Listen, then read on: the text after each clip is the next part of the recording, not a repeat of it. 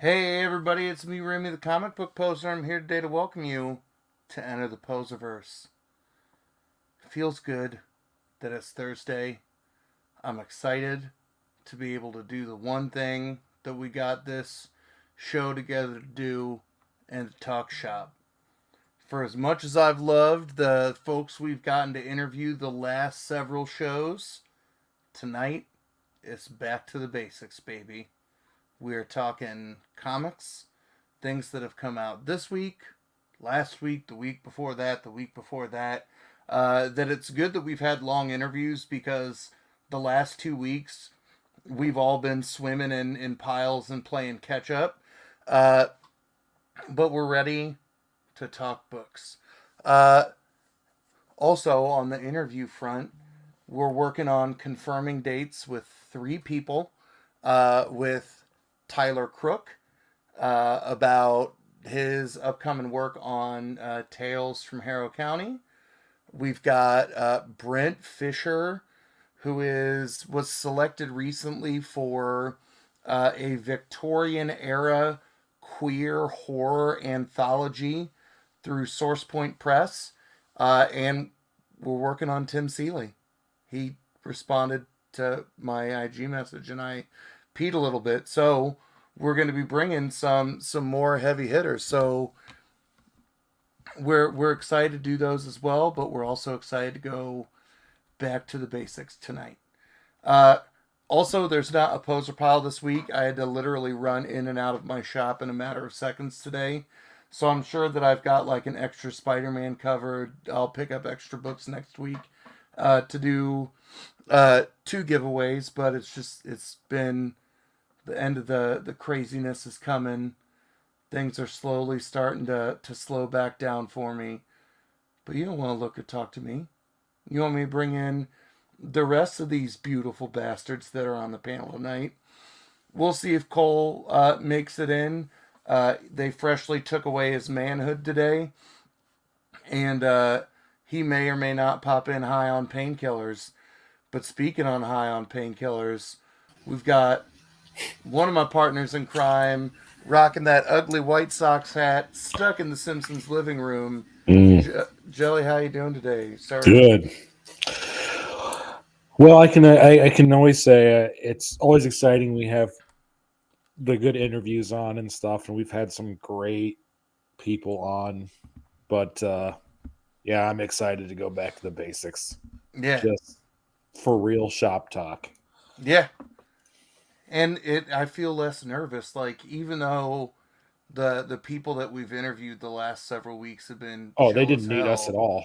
Like I was peeing my pants talking to Pepos last week, Yeah. and yeah, I like that I can let my hair down a little bit. But we'll say what's up to the folks who have popped in. We got Ways who'll be popping in and out tonight. We got David who came and hung out in my whatnot auction earlier, and I opened up an AOK from him, and this motherfucker, uh, you know that the song "Killing Me Softly," the moment where he's found my letters and read each one out loud. I really feel like David did that to me in a box. And then we got Leave It to Comics hopping in. We got Umpty. We got all the regulars trickling on in, but it wouldn't be regulars trickling on in since our our resident Oklahoma Ginger is back now that he's finally been able to sleep. He's finally been able to deal with his feet's coming back. That I thought we almost had to replace him when we had that picture of you and Stony together when you were wearing your J1 beard. But back in the flesh, our resident Okie Dokie J1 Hi with his big guys. bag of little donuts. It's all about comics tonight. I'm so happy. Yeah. Great titles to talk about too. And I gotta find my stuff from the last 2 weeks because I have unboxed so much shit recently that like it looks like a bad indie comic book shop just blew up around me. That I hear you, so much dude. And shit. I've been bad. And I've been like I've been bad. So now I'm like normally I'm sorting like okay, let's readers and keepers and stuff like that. And Yeah. now I'm like sorting stuff like this out, right? Like Prime Slime. I'm like, where do I keep this? Do I keep this with turtles, or do I throw it in the random image box? It's the buy Eastman. another copy and do both. There you go. Hey, yep, Wayways, he's in Oklahoma, aren't you? Yeah, you're in Oklahoma too, aren't you, Wayways? What? Yeah, I live just outside of Oklahoma City in Choctaw. And Kenneth's in the house, Spooky's in the house. If you're feeling like stalking, 3906 Topeka Lane. See you then. So I don't think J1 saw this link I'm already there. last week, but we are in the midst of our first official merch campaign. Ooh. And I'll open it up really fast. I forgot to do that on this computer. But if you did not see it up on Bonfire, we have an official Shop Talk shirt. The last day that you can pick them up is May 5th. He says with a lot of confidence. I'm trying to think. It was, you had 10 days. I need to get May 5th sounds right.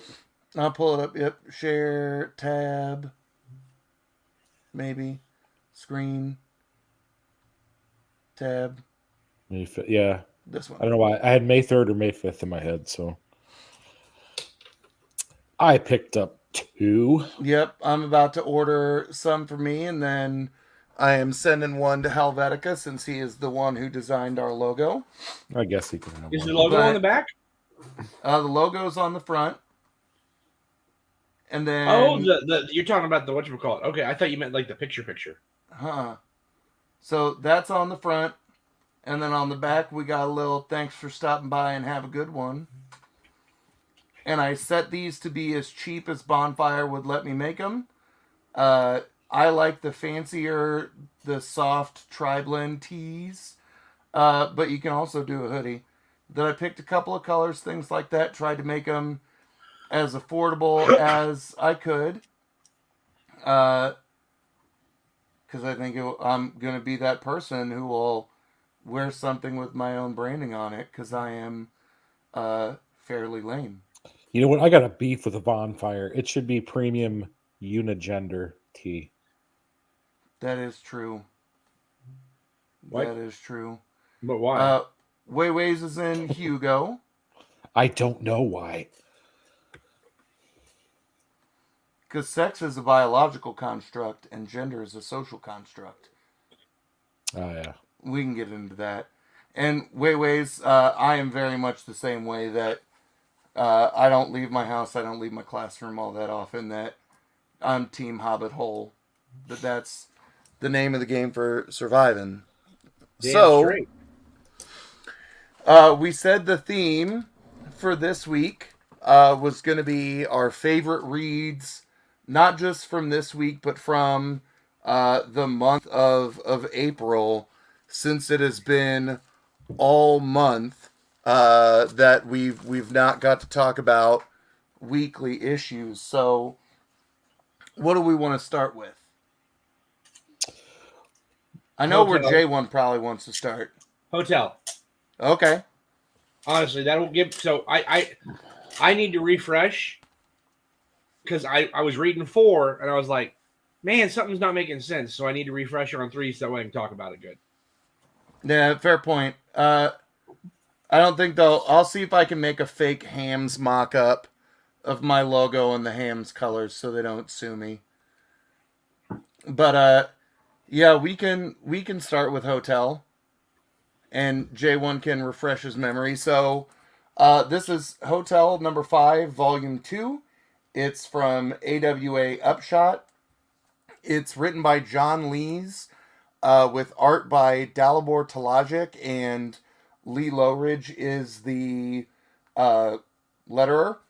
And this book is essentially about a spooky hotel called the Piro Courts that exists off of Route 66, but only certain people can access the hotel and you have to be terrible, that you have to be, we've had murderers in there, we've had sex criminals in there, we've had seemingly normal families in there that you find out something is twisted about one of the family members, and that there are issues with those folks, but there's also issues with the hotel as well, because it's haunted is an understatement, but there's definitely impacts of the occult. And what is, hey Ian, happening in towards the end of middle of book 4, we see this biker gang show up, and they want it to be known that they are the most, ruthless force on all of Route 66, and this happened shortly after the creepy painting, which, if you read Volume 1, shows up and starts being creepy again. That at the end of Volume 1, the painting is responsible for the destruction of the hotel, and you think it gets burnt to the ground and stuff like that.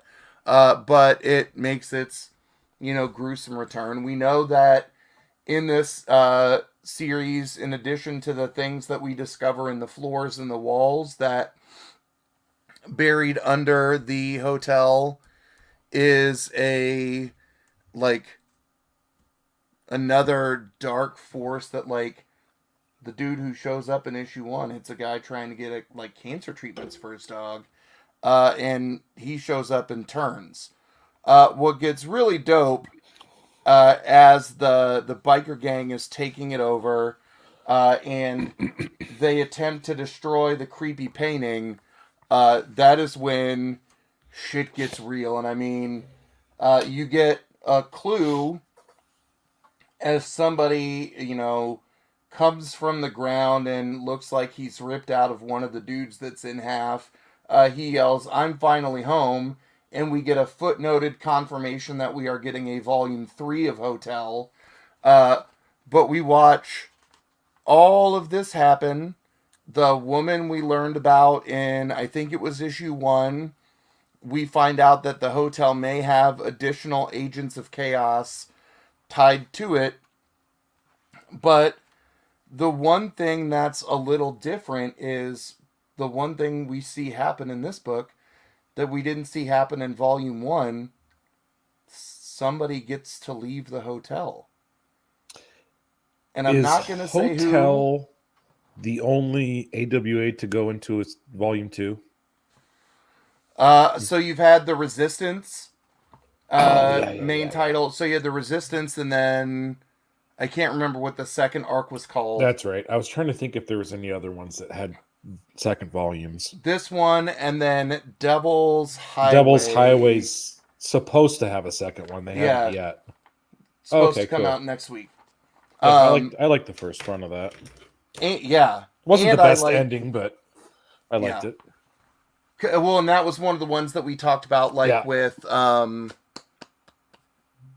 Primordial. Right, that there was just a lot going on, and you could see that they try and crammed everything together to then get to the Volume 2 cliffhanger. Yeah. But I like this because, it's, you can read this as single issue anthologies. I think for this one, the theme of the biker gang has tied the book together more than anything else in previous issues. But I definitely liked, seeing the significance of the painting, the throwback to each story again, in terms of, instead of these folks maybe being sole victims of the hotel, we now see people kind of fight back and reclaim some of their evil nature against the hotel. And I just think it's really, really good. And everything that John Lees has written for AWA not only has blown my mind, because he did Crimson Cage, which, Holy shit, that wrap up last week was bonkers. Yep, that's gonna be in my top April pick. Yeah. One of the few. I've got 4 that I think everyone needs to read this month, and that's one of them. Yeah. And I mean, he's a novelist primarily by trade that stepped into doing more comic work with AWA. This makes me want to read some of his long form novels and see what those muscles look like when he gets to flex them. We had another primarily novelist put out a book this month. Was it Town Called Terror? Oh, maybe, yeah. Which is also in my top read. Oh yeah, not to blow my load on all these books before we get started. Yeah, basically, if it was a spooky book written in the month of April, it was probably pretty okay. Yeah, I can say that is And there was a lot of vampire books this month.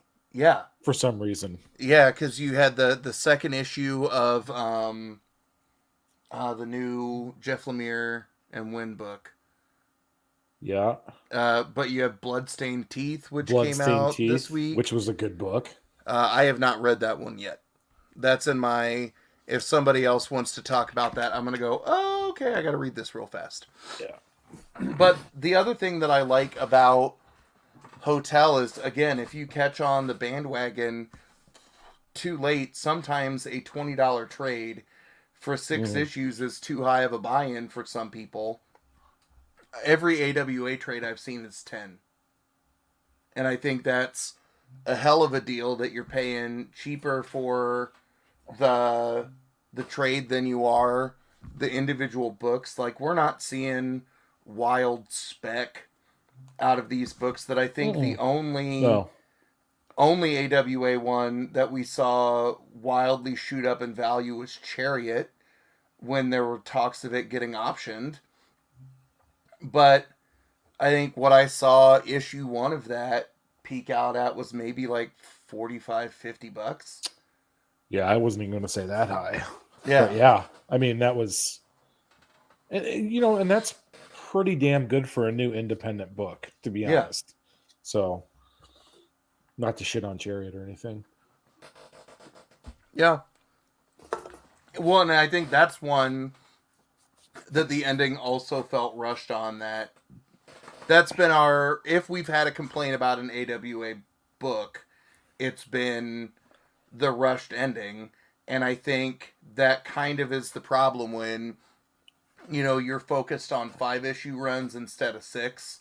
Mm-hmm. But it's not been to the detriment of us going, yeah, I'm not going to read this. I'm not going to pick up the second volume. And it's not for lack of... There's 4 amazing books preceding it. You know, I mean, it's really well done until... That's really the only gripe is just that last issue. It's a whirlwind of wrap-up. Yeah. And I think it's got to be hard because you have to wonder when they know that the trigger's going to get pulled on the next volume or not. And I know it shouldn't affect the self-contained notion of the story, but that there has to be audibles that are getting called in the last book if they find out it's getting extended. Yeah, I would also think that a lot of these stories that are probably getting picked up are already written way down the road, And then, AWA is like, hey, we'll do a 5-issue run.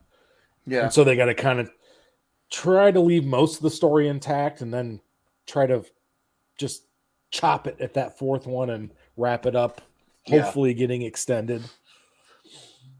Yeah, no, I agree with that. Have we vamped long enough for J1 to freshen up his mind and hop in? Oh yeah. Sorry. No, you're. I didn't want to just sit here just reading. So. Oh yeah. What are your thoughts? It'd be just as good as watching you sleep, which I do a lot. Well, that's because I put the cameras in for you. That was different. Yeah, that was nice of you. Thank you. I got tired of the the drones outside the windows. So Okay, sorry about that. They do buzz.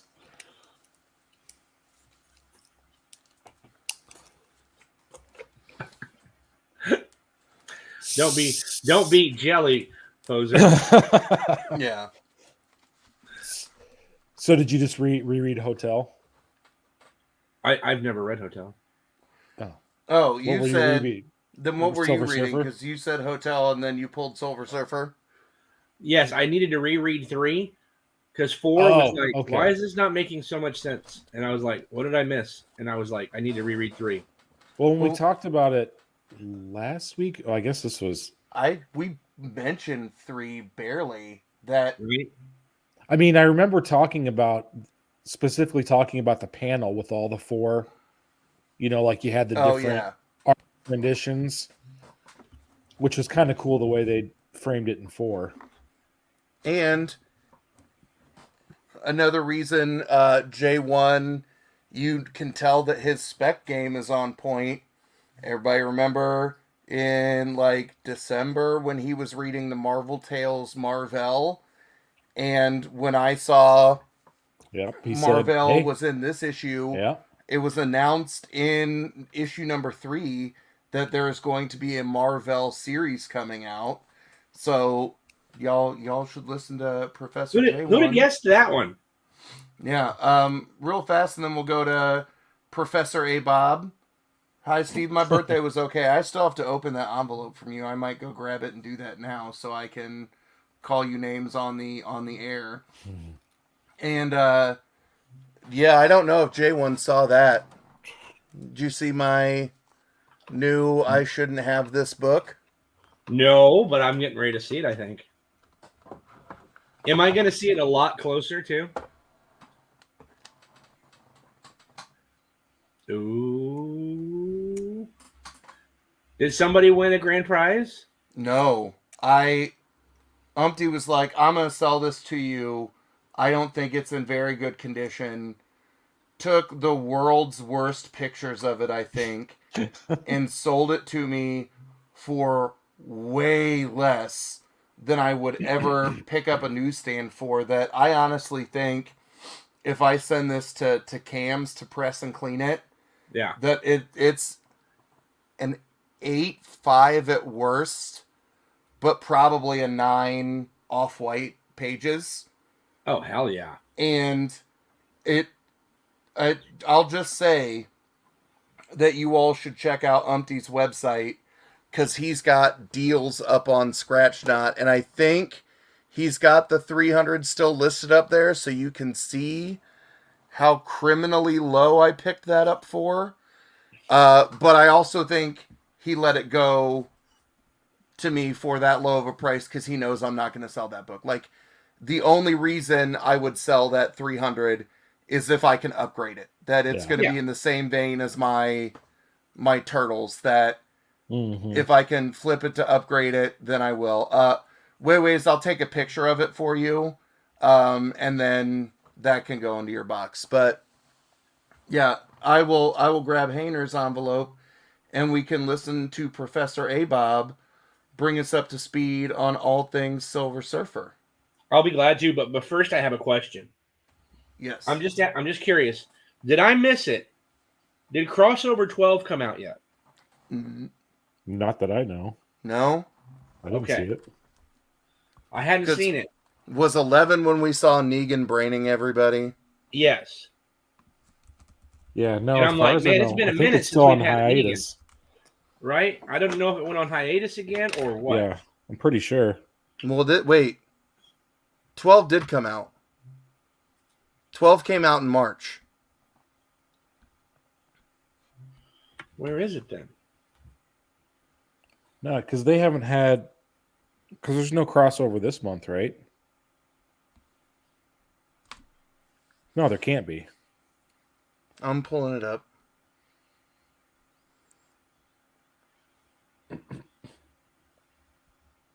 I hate to take us off topic, but I was just curious.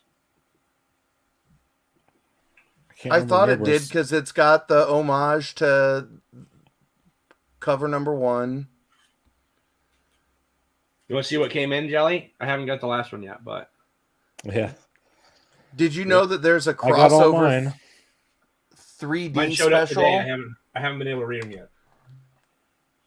Say that again. There's a crossover 3D special coming out in June. Ooh.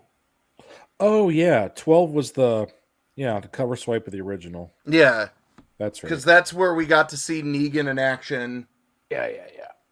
and we made fun of Future Kate's. But 13 comes out May 11th, so there was no crossover in April. Okay. How did I miss 12? That makes me sad. Okay. I remember we talked about it. I can't remember if it was me, Jelly, and Cole. I thought you were there for that.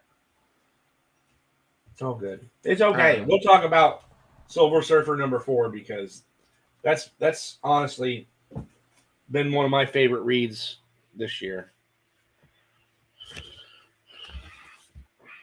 So Silver Surfer 4. Jack of Hearts. I always liked Jack of Hearts. I did. I mean, I liked all those guys. The Powers guys. Yeah. You want to see something? I sold this.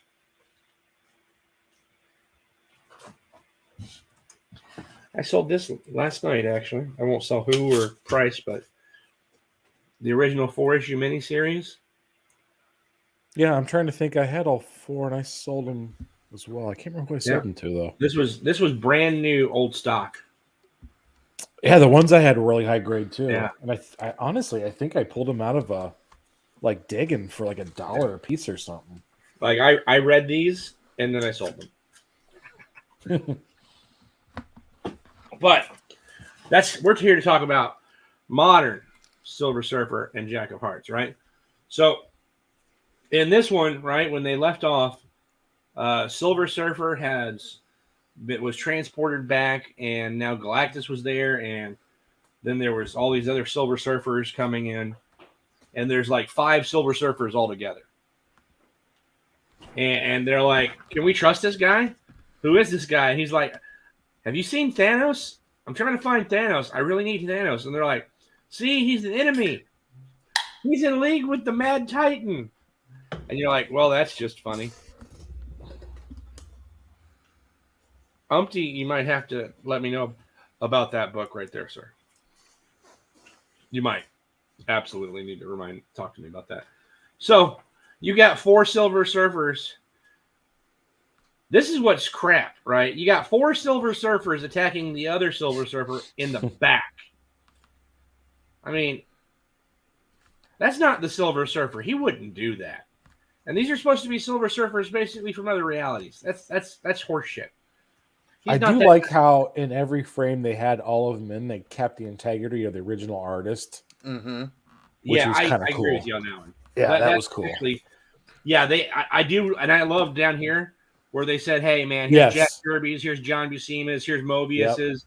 Yep. Like, I was like, okay, I actually really like that. Yeah, right. The original designs of all the different Silver Surfers. I can't really argue that. I completely agree. But I still think it's bullshit they shot the dude in the back because that's not what Silver Surfer would do. The language they used though did sound Silver Surfer like, but it was weird that they all just ganged up on this one without even knowing what was going on. This was before he's like, "Well, I'm gonna go get Thanos." Yeah, we not know whether he is friend or foe. We cannot simply allow him to leave. Yeah, well, how do you know these other 3 are friend or foe? Right? So he gets mad after getting shot in the back, and I mean, I would too. And he blasts all 4 of them. And then out of nowhere, poof. Thanos shows up as they're sitting there battling back and forth. He's like, "Look, guys, I don't have time for this. I'm trying to save the universe."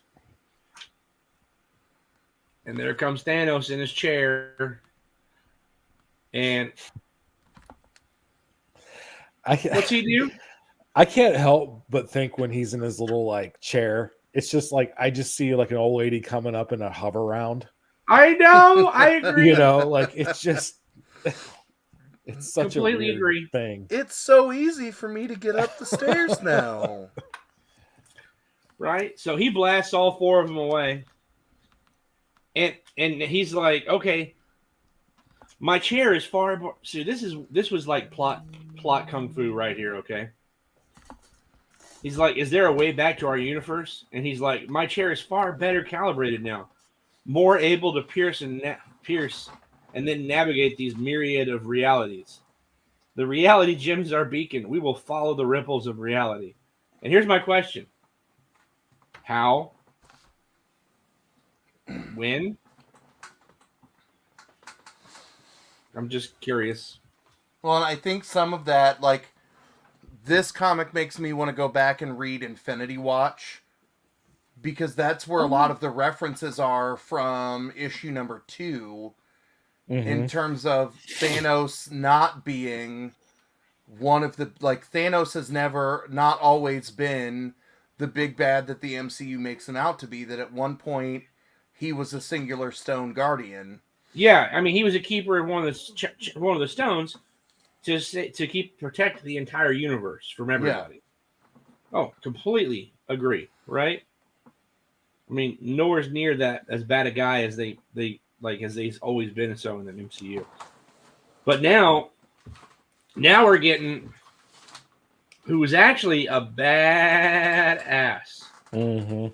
Right? We're getting a little bit more talky from Tyrant here. Yep. Who showed up in issue 84 of Volume 3 of Silver Surfer was his first appearance. But he was a bad mofo in that one. It took a whole lot of people to beat him. Whole lot. And then you're talking trying to save the entire universe. Well, you got him like, well, they're on their way. And, well, Jack, you've got no chance against him. Against either one, let alone both. And he's like, let me give you a power up, though, okay? So he basically Goku's him and screams really loud at him, and he just starts glowing from color. His hair would have grown out longer and been yellowish if he didn't have the cap on, I think. I think the cap's holding it in. Yeah, but okay. Well, yeah, you have to show the next couple pages because he gets the whole, kid running into a fist. Oh, God, dude, yes. So he goes out to stop Silver Surfer, and Silver Surfer's like, oh, hey, that's my friend. And what happens? He blasts Silver Surfer, and Thanos is like, yeah, see, that's why I don't have friends. I mean, that was but I mean, that was awesome. And then Thanos is like, you know what? You're no match for me. We've done this dance before. And he charges right at him, right? And yeah. I love it. Thanos just flicks him like a booger. Right? Grabs him by the face, throws him. And what happens to him? Tosses him down to a planet like nothing. Yeah. In the words of Hawk Harrelson, he gone. And the best part, right? This was the absolute best. I mean, you want to talk about hot mess? He's like, stay your hand. He is an ally. And he's like,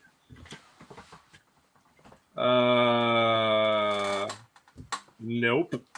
Yeah. And then, bum. Tyrant. Yep. You want to talk about like galactic powers and how powerful somebody really is, dude? Tyrant, he never makes any of the lists on like cosmic powers and how powerful people are. But in all reality, man, he's probably a top 10er. I mean, if he was a mutant, he'd be Omega. Oh God, yeah, man. So I mean, that's kind of like But he was only around for a couple of issues. But I mean, with those like Celestials and stuff like that, it's so hard because there's so many of them that just showed up for Yeah. little story arcs and stuff, and they're like, oh, this is the son of so and so, and they've got the same powers as Galactus, and they can do this, and they're, you know, that's why I never got into Silver Surfer as a kid, because it just seemed like it was just like, well, let's just throw one cosmic power after another at him. Yeah. Yeah, And that's he what never, they did too. and then, well, that's what they did. But there was only a few that's mainstays, you know, like you had Galactus all the time, but yeah, but I'm really enjoying the rebirth. I don't know what they did, but there's no longer holes in my donuts. Oh, I thought Amber Heard left that in your bed. Ah! That's funny. But yeah, no, I'm really enjoying this run quite a bit. Only one more issue. I pulled this out and I was like, holy crap, is this a I just 5? got that. I didn't realize. Oh, you wish. Yeah, reprint. Womp womp. Yeah, this is a 5-issue run. I didn't realize this was a 5-issue run. So maybe, So question for you guys and everybody in the chat. Would this book be a book you would want to be the artist on? Because you look at the art and there's so much going on. Yeah. In almost every panel. It seems like you would have a lot of leeway as an artist. Because, I mean, there's just fantastic, like, neon colors. Yeah. As opposed to these, like, dark scenes, like these dark space scenes. Or would it be really hard to do? Would it be overwhelming as an artist to do this? I think it would be fun to do some of the homage work. Yeah. While then, are you kidding me? Drawing the gnarly version of Galactus in the last issue, I think getting to do some of that work where you are playing within the lines of the Silver Surfer universe, but getting to turn bits of it on its head. I would be terrified if this were a true follow-up to Silver Surfer Black. I would not want to have to follow that, because I think that is an artistically trippy masterpiece. Absolutely it is. But there are definitely shades of that in this rebirth. Mm-hmm. There are certain panels where you're like, okay, that's got Silver Surfer Black all over it. Well, I'm getting into Jack of Hearts more and more because of him playing in with this. Hey, we got a Comics with Bueller sighting. Thanks for joining us, sir. And Oddball came in.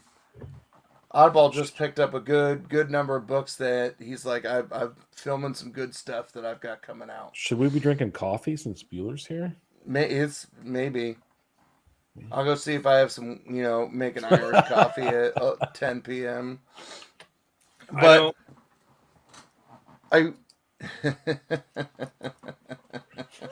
You percolate. But I I think we all talked about with issue 1 of this, how we kind of had the fear of it just being the same old Silver Surfer kind of retread. Mm-hmm. And I like how it's made some references that people newer to the comics medium like me would have to do some digging on. I like the Jack of Hearts renaissance that we're seeing between this and She-Hulk in 2 different ways. That I like that the creative talent on some of these bigger characters are doing these justice by not giving us the same old Peter Parker is sad story again. So that's why I'm a big fan, and I'm sad that it's only 5. Hopefully hopefully that's just the first arc. Hopefully there's a volume 2. I agree. Because I think this would be a book that I would be genuinely sad if this was the whole ride I got to take. We're going to be running into issue 5 here. I mean, I don't feel like the journey of the story has stopped yet. No. So I'm now going to dig into that. But no, yeah, it's a good one. All right, Jelly. What else? I feel like I read a lot of stuff, but I read a lot of Marvel this week. Do you want to crack into the ASM? Yeah. We can do that. Do you want to go ahead and start, and I'll pull up my other book to do next? Okay. I can do that. Okay. I haven't read it yet, but I have it sitting right in front of me. So All go right right. ahead. You're not spoiling anything. It's a little bit of a long read. Yeah. Like it might take you 6 minutes. Yeah. So I went super cover heavy on Amazing Spider-Man #1. I also did, yeah. That I think I picked up like every non-ratio cover but one. I might go back to my shop and pick up the 1 in 10 on Saturday. And then he's been doing raffles that since I bought like 8 covers, I have 8 entries into a raffle for the 1 in 25. Nice. And I missed this one. And luckily I was able to pick the last one up off the table because, you know, what kind of asshole am I if I don't get the one cover that has Spider-Woman on it? So the question that we had when we got to the end of the Beyond arc was how exactly would there be a huge connection between what was going on at the end of Beyond and the beginning of this arc? And I think we got a lot of that kind of answered and spoiled for us in solicits when you saw the hype for ASM #3 from the previous volume go up because that's the villain that Ben Reilly is turning into. That we got, you know, some of those questions answered. But we know that Spider-Man, sad, dealing with shit outside of Pennsylvania. I'm presuming that that's right after the end of the Beyond arc, and then we get a good 6 months later, where Peter is trying to, you know, own up to everything that, you know, my biggest beef with Spencer's arc was, as my LCS owner Jason dubs it, he turned Spider-Man into the Amazing Sad Sack, where it was just unmotivated, nonsensical levels of depression. And this issue, did you get those vibes again? Or I should say, did you get scared in the beginning? A little bit, but this at least feels more motivated. Like, when it started for me and I started seeing like mopey kind of Spider-Man come out, I was like, oh, yeah, please do not Spencer this. Yeah, but I kind of like the, you know, when he can't have a straight conversation with May, like, his level of discomfort is in that 6-month period, he just, like, fucking Wolverined himself off the grid. Yeah. Like, did not talk to anybody. So, what felt like, you know, depressed Peter Parker makes sense. Yeah. That if he is kind of self-sabotaging the relationship because he had to deal with all of the events at the end of Beyond. But it, like, I'll tell you where I can almost go through my emotions reading this. When I first started and I saw this 6 months, I kind of put that on my head that this was coming right off the Beyond arc. Yeah. And so, but I saw his face and he was like just grizzled looking. He looked older he had a beard, and I was like, oh my God, are we getting Peter Parker as not like a teenager? Yeah. Like I got real excited. I'm like, oh my God, we got some Dark Knight Returns here, like with Spider-Man. And then it was like, oh, he's shaved and he's back to normal. I was like, damn it. Yeah. But I'm liking how all of this is tying together, right? That if you didn't read Devil's Reign, like Kingpin has lost control of New York City. That it's not clear if he's presumed dead by everyone or if people know that he just kind of yeeted off into the sunset with Typhoid Mary. But you get that feel that, as all of the villains are coming together, that Spider-Man, if he rises to the challenge, is going to have to deal with active war zone New York. And I like kind of seeing the vibes that you're getting in this meeting with Tombstone, with Digger showing up, that I was like, who the fuck? Oh, yeah. I couldn't Digger. believe they brought Digger, and he seems to be a pretty integral part of the story so far. Yeah.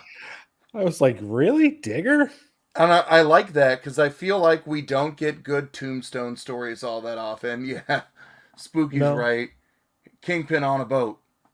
Yeah. Yeah. But I like kind of seeing the tension of whether or not he's ready to fully commit back to the suit. And I really like the exchange between him and Johnny Storm. You can see that there's still bad blood, but then also I have to leave because I'm checking up on a friend. Yeah, then what do you think I'm doing? Yeah, Like I thought that was why a you good. think I'm here. I was like, oh yeah, that's a heavy statement.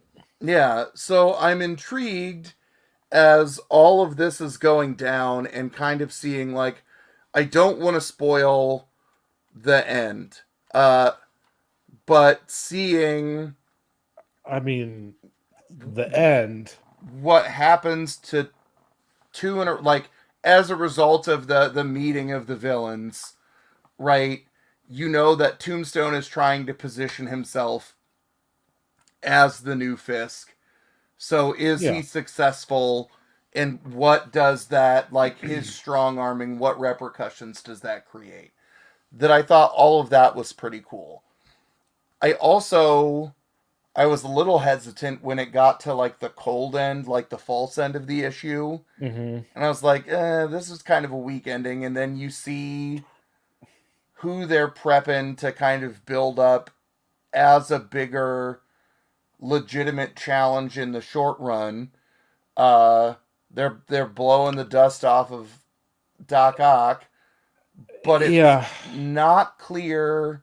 They've got some interesting villains right now vying for control. Well, I mean, they're setting him up, and I'm trying to tell or figure out who the back of the head reveal is of, are they building up Doc Ock to be strong on his own fruition, or is this going to be like the Doc Ock that we saw towards the end of No Way Home, where it becomes one of those moments where there's not bad blood between Otto and Peter. Well, you noticed when he was talking about the relationships that had been ruined in that 6 months, one of the names he mentioned was Norman. Mm-hmm. So, that panel, that last kind of fake panel. What's up, Miggy? I don't know. And if you read the kind of writer's notes in the back, Mm-hmm. it sounds like they got a lot of twists and turns built up very quickly. Yeah. And since you've got Zeb Wells as the lead on this, that he did, there are a lot of things that Zeb Wells has touched that I've not seen him fuck something up. Well, and he's got Al Ewing as well that's doing the book. So the two of them, it should be pretty good. Yeah, so if we're getting set up for a chess match, like, I think my level of interest in the book and my level of excitement up for the book went up the more that I read it. That I'm not as hyped as I was halfway through the Beyond arc yet. Yes. But- I couldn't agree more. But I think it definitely, they are putting the right pieces in place to either pull off something really, really cool, or we terrifyingly see them bite off more they can chew. Well, But- I mean, if you want to talk about that last page, Yeah. I mean, that's it can't be real. It Yeah. just can't be. There's no way it's real. Yeah. There's got to be an explanation for it. Yeah. That it's not what we think it is, but Yeah. And I mean, we know that we're going to get a Sinister Six throwdown because in one of the solicitations for, I think it's either issue 3 or 4, you get a cover that's like the Sinister Seven ? yeah. So I'll take it. So Miguel, it jumps 6 months into the future, and my thought on the Mary Jane kids, so she's got I mean, I don't know who this Paul guy is, that showed up, but the kids are calling her mommy. I mean, those kids are like 4 or 5 years old, so yeah, that didn't happen in 6 months. yeah. So And there's I got to don't be know- another explanation for it, Yeah. So maybe they're stepkids. Maybe Marvel has advanced to that, but I I'll mean, flip this table over if they have. I'm definitely not pissed that I bought as many covers as I did. I mean, you're never going to go wrong buying a bunch of copies of ASM 1. Yeah. Yeah, that you'll see some growth, but I'm not all the way bought back in yet. That I want to see how Peter's vibes change. That if we get more of what happened in that 6 months to him, that I think that's going to be a big element of what motivates him post Beyond. Yeah, I'll be angry if we don't get bits and pieces. I mean, this whole first arc of that should be getting crumbs of what's happening or what happened in those 6 months. Yeah. That he came back so broken. Yeah. But cautiously optimistic. This is not going to be on Book of the Week realm for me on Monday. Mm-hmm. It might be just outside my top 10. The art germ, I think, is the art germ the split MJ Catwoman cover. Yes. Yeah. I love that. I love the J. Scott Campbell because I'm a Spider-Gwen hack. The Rose Besh. I know that the moment I say that Miguel just sprayed the back wall of the shop. Like, that's Miggy's reaction to Rose Besh. But that, I don't even know what box I put it in just now. But that, just the, two-tone, neonish colors to it, it's a thing of beauty that I think the J. Scott Campbell is probably my favorite. I think the Besh might be my second favorite, and I want to find there's a Clayton Crane ASM 300 homage that I need to find where that was an exclusive to. But yeah, Rose Besh is a beautiful one, and Spooky's right. Miggy's gonna need a new mop for the shop. I've been sitting here laughing, thinking about AM back there with the spray bottle and a rag. Yeah. God, not again. I just Where was he on the auction last night? Miggy made a mess. He saw a Rose Besh variant. He did. He called it the high heels variant. Yeah. But I think it's really cool. So Yeah, I mean, I think Spooky said it well. Like, curious That's the start. brand there. yeah, the Scotty Yes, Young sir. one is good The too. Sculty. But yeah, we'll see where it goes. I mean, Yeah, it sounds like they have a lot of tricks up their sleeve. yeah, So and I we'll mean see. the last arc and Zeb Wells and Al Ewing, right, are two people that I like. Even though the end of Immortal Hulk was a bit of a dumpster fire, like Al Ewing, like he's got to fuck up enough in a row. Like, Yeah, I mean, Al Ewing does so many things right, though. yeah, Like, I mean, he can't hit a home run every fucking time. yeah. So I'll believe them that there is a master plan. It'll be a question of if the timing gets right. I think that's my final thoughts on the grand vision for ASM1. All right, Jelly, you want to show off the book you were setting up? So, the book I'm going to go with this week is going to be Punisher #2. Nope, I'm gonna unplug. I haven't read it yet, huh? Nope. So Okay. just kind of wave violently at the screen, and I'll put my headphone back in. You got it. What are you talking about, Jelly? Punisher #2. Oh, okay, go ahead.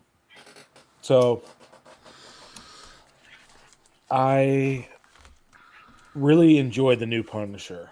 I'm digging it. I didn't think I would, but I read the first issue. I was really into it.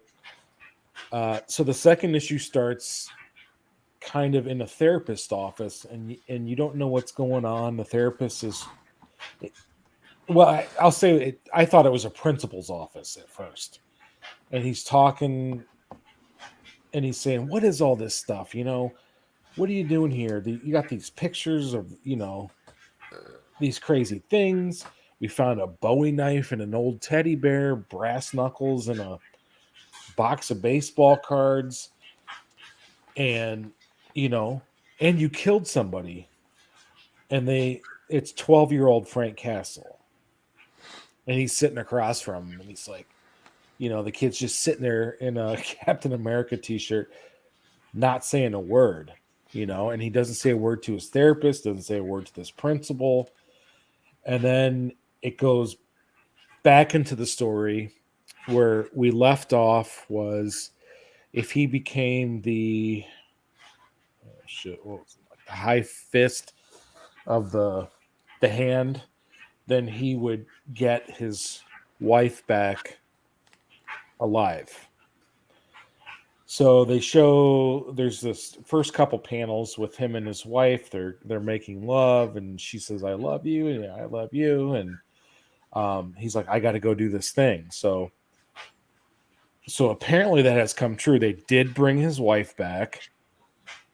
She is alive and survived all these, and she's like still got scars from bullet holes all over.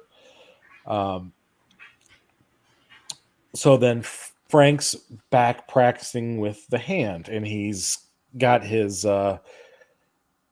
his katana out, and he's battling with people, and he's not that great, really. I mean, he's just the regular hand clansman. And I know I'm going to screw up and call these guys the Foot Clan at some point. But so he goes through this, and he's, talking to she's the leader of the hand now, of like the old guard, the old assassins kind of.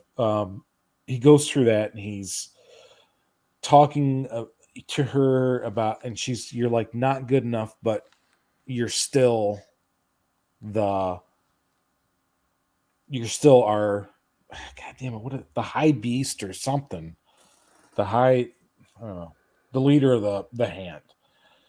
And like all these hand members here have been holding weapons since they were children, and But she just keeps pumping up Frank Castle and saying, like, doesn't matter how bad you suck because you're the ultimate killing machine and you have to be the leader.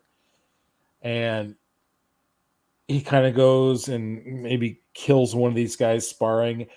And then they walk through like the hall of victors and she's explaining what role he's going to play in as the high whatever of the hand. And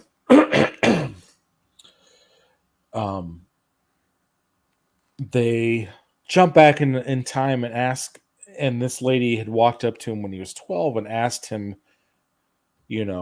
select a knife from this thing. And the young 12-year-old Frank Castle basically told her, go fuck herself.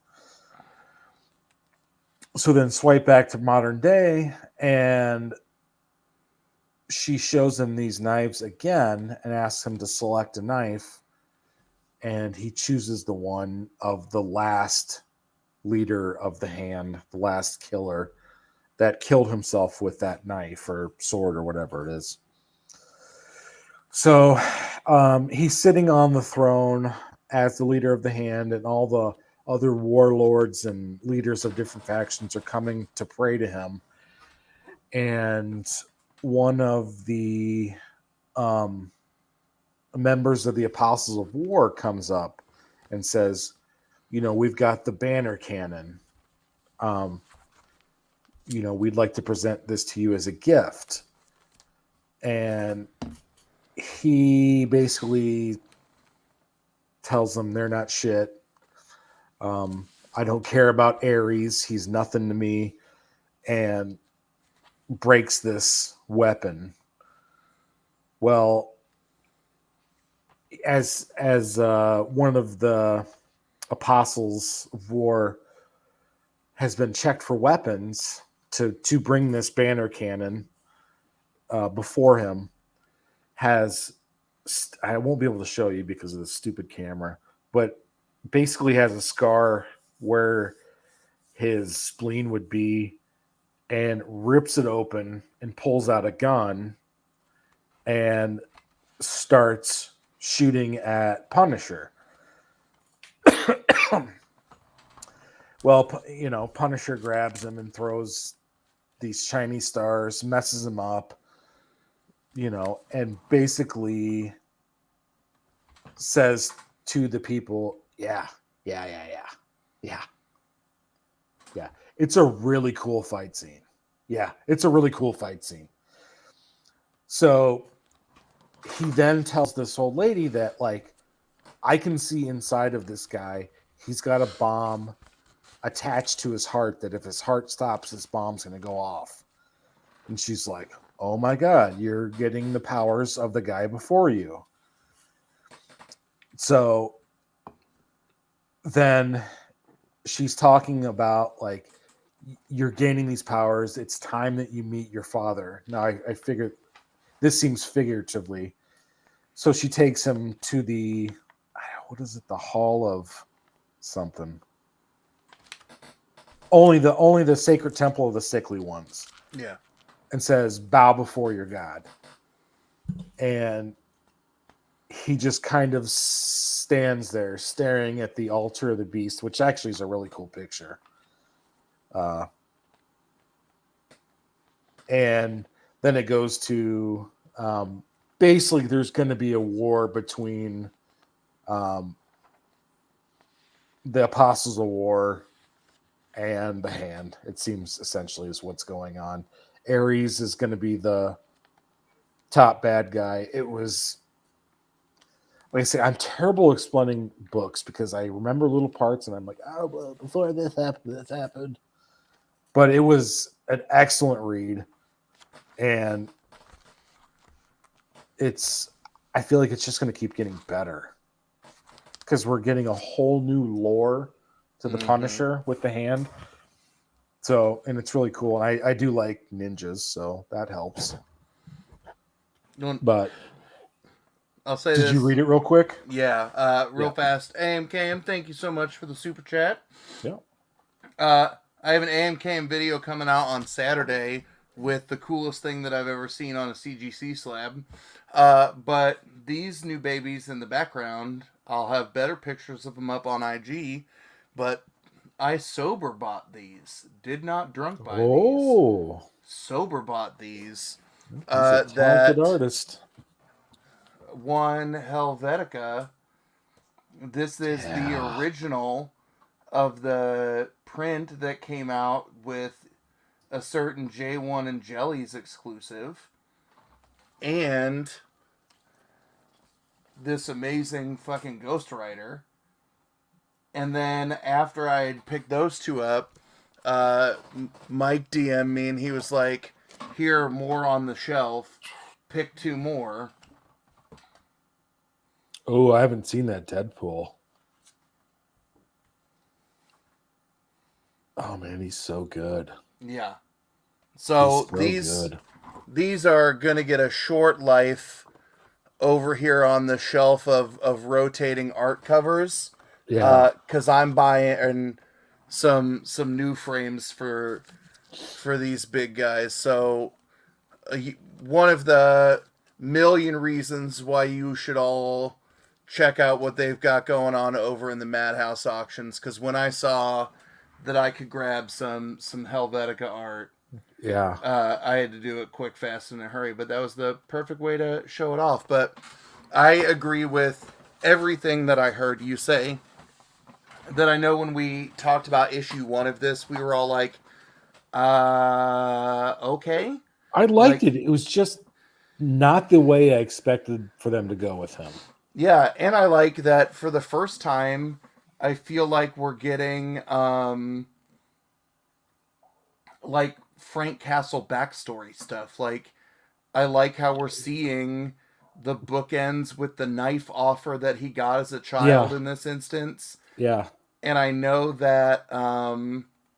but something that that's different from the Punisher canon would be the fact that as a 12-year-old, he's a psychopath already. Mm-hmm. You know? I don't mind it. I'm buying it for this story. Yeah. You know, because, they're changing a lot of things about the Punisher.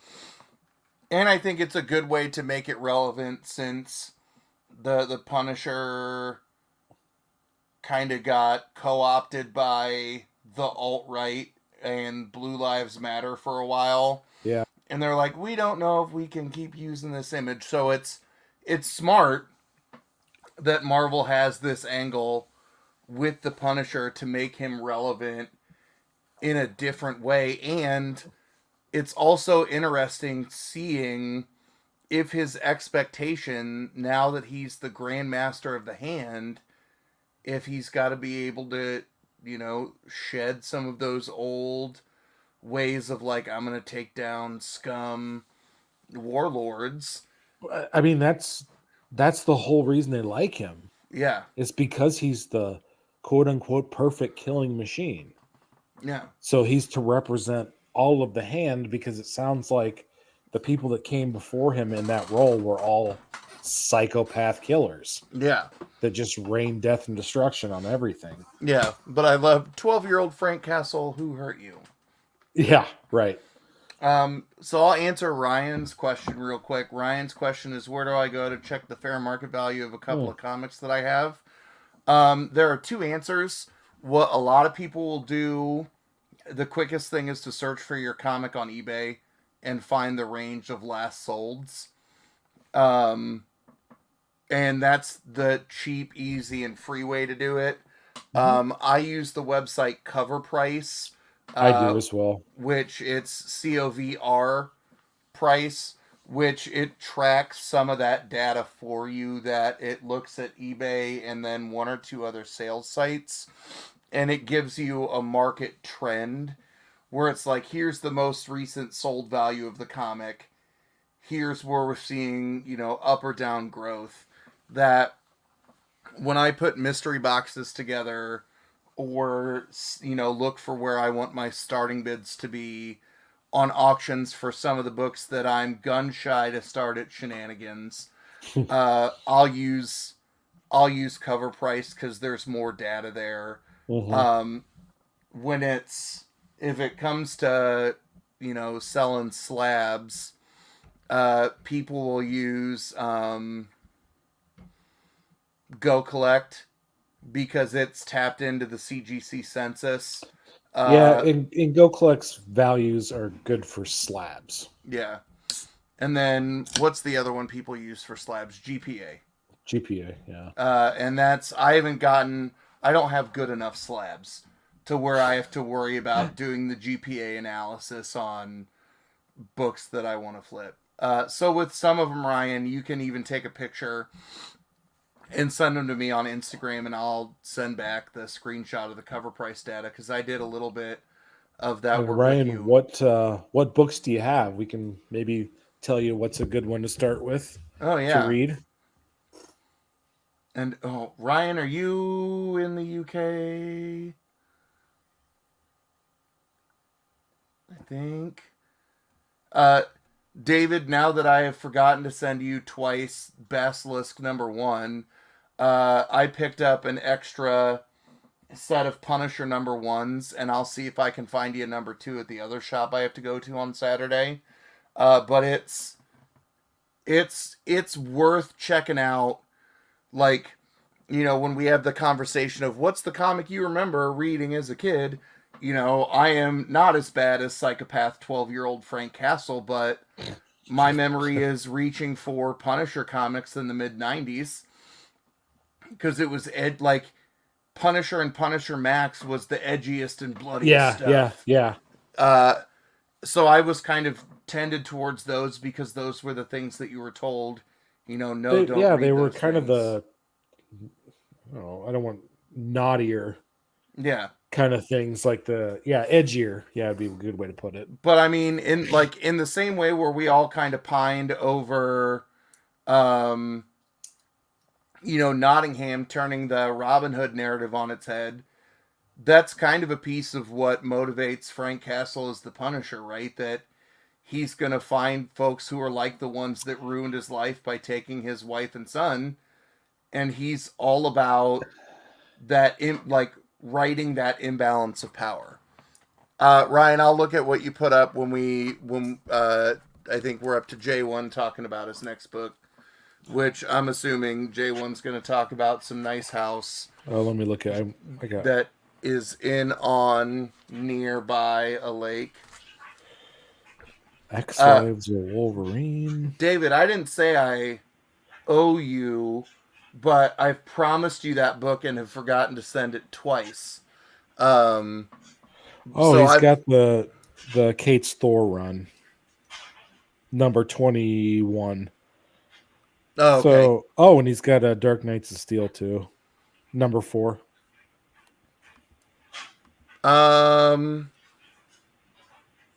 I would say if you want to read those books as a standalone book, I would say man. Oh, signed by Percy? Yeah, he's got some good books here. I would say the Thor book would be the most enjoyable read as a standalone comic that you have here. Oh, I have not seen that Spider-Man cover. That's cool. Spider-Man 17 from 91, 92, 91. I would say, Ryan, with both the diversity of the books that you have and the fact that none of them are either the first issue or the beginning of an arc. Yeah. I would recommend... Arkham City's the end. Yeah. I would recommend grabbing a month subscription to either Marvel or DC's apps because Thor definitely... everything up to about issue 17, I think, would be in the app for now. DC has changed it from a 6-month delay to, I think, a 3-month delay. But I think of all of the different ones that you have, Lives and Deaths of Wolverine will have a little bit of baggage without the number one. I don't know. Dark Knights of Steel might be a little heavy to start with. Yeah. Well, You know what, Spider-Man? You can't really go wrong with Spider-Man. Yeah. Well, and I'll Those are see easy reads. if your fear is, can I touch that Spider-Man? I'll pull that up real fast, but J1, it's a great cover. Not a monster book, but great cover. Yeah, wow us with your next book, and I'll send Ryan some info. But I think my suggestion, Ryan, would be spend the $6-7 a month for a month on either the DC app or the Marvel app, and you can find a good cheap or a place. Pirated website. Oh yeah. Not going to tell you which one, but you could find it. Yeah, we won't tell you on YouTube, but if you don't not message us on another on the messaging internet's thing, we might tell you where to go. But I don't know if Amazon Prime is a thing in the UK. I'll assume that it might probably be, since they've got a growing European presence. So the stuff that you can get through, if you've got Prime, the Comixology Prime, can get you into some of the other stuff too. But I think my suggestion would be snag one of those apps for a month and go, I want to start here. But I'll ask you some questions, Ryan, and I will work on building an across the pond care package to get that's you an some excellent earlier question on those. Someone has never read a comic book before. Where would you tell them to start? Ever? That's a great question. Jay, have you got an opinion on that? I do. Yeah. Where would you tell somebody to start? Never read a comic before. All right. So I would give them a trade paperback for sure. For sure. Absolutely. Right? And honest to God, from beginning to end, the story is probably one of my favorites. I would absolutely have to give them Doomsday, The Death of Superman. I mean, like pretty much the most iconic superhero for the last 80 years, right? If not Batman. Well, I think that's a good one too for people who are in our age arc. Yeah. Because that was the big deal in the early to mid 90s, that everybody can remember there's not one Superman. There are now like 30? Superboy, Cyborg Superman, like all of those different variants. Right. Not to mention the clone one, but yeah. But like honest to God, and I have hundreds of trade papers and hardbacks. Yeah. But that's probably the one I would give them. Because it has ups and downs and good storyline and good artwork, a badass supervillain, and it gives that little bit of glimpse where the hero doesn't always win. Yeah, that's a good one. How far he's willing to sacrifice to save everybody else. I mean, that is a good one. It's all around just a great story. Yeah. There's others, but that would be the one. Gosh, I'm trying to think. Kind of depends on what he was into. Since this is obviously not a child starting out, and it's an adult that's, a little more refined palate, I'd probably go with Alan Moore's Saga Swamp Thing. Yeah, that's a great choice too. It's a long run, though. It's great art. It's a great story. Again, trade paperback. Yeah. I've gone Tom King's Vision. That's not bad either. Yeah, that's a good one too. And like I've done, as I've gotten to meet more of the people in the Funko Pop community who are into characters but not into like all of the comic book lore. Like, I will ask them questions about the kinds of things that they like to read anyway. Like, a lot of people you ask, you get asked that question, they're like, I'd give them Saga. As much as I love Saga as a series, it's going to be hard on some people to see Alana's boob on page 3, or, it feels like I'm taking a shit on page 1 as she's given birth. But I will always send to somebody who's getting into comics, I'll send a volume 1 of Saga. Because that's hard to argue against as well. I mean, it's a good one. I think my Marvel go-to is probably